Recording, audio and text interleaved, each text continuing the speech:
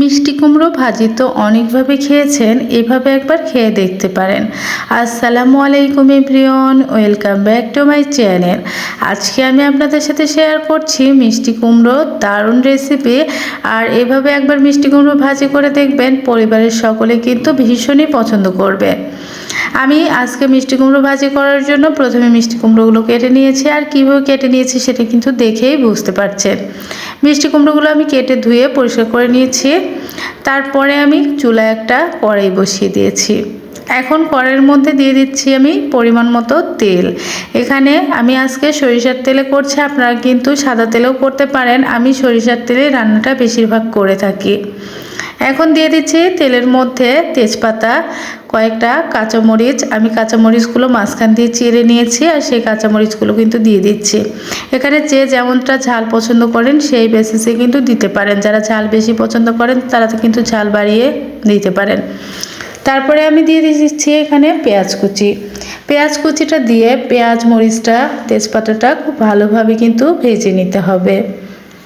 এই পর্যায়ে একটু নাড়াচাড়া করে ভেজে নেওয়ার চেষ্টা করবেন, তা না হলে কিন্তু পেঁয়াজটা এক সাইডে পুড়ে গেলে খেতে কিন্তু একদমই ভালো লাগবে না। এখানে পেঁয়াজটা ভাজা হলে তারপরে আমি এখানে কয়েকটা রসুন থেতো করে নিয়েছি, সেই রসুনটা কিন্তু দিয়ে দিচ্ছি। রসুন থেতোটা দিয়ে আবারও খুব ভালোভাবে ভেজে নিচ্ছি। কিছুটা সময় ভেজে নেওয়ার পরে দিয়ে দিচ্ছি কালো জিরে।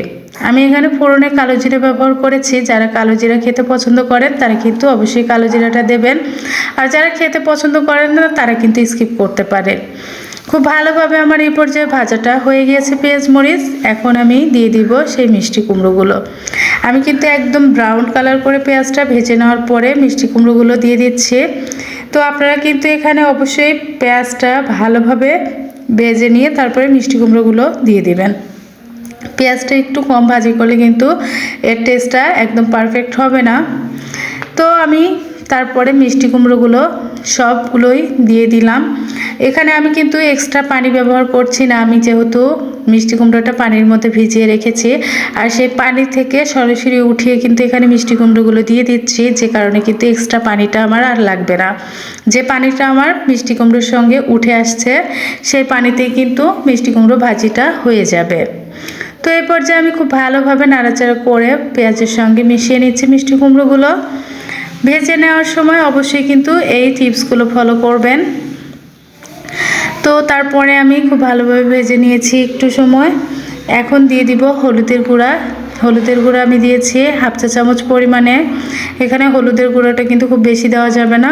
আর দিয়ে দিচ্ছি স্বাদ মতো লবণ।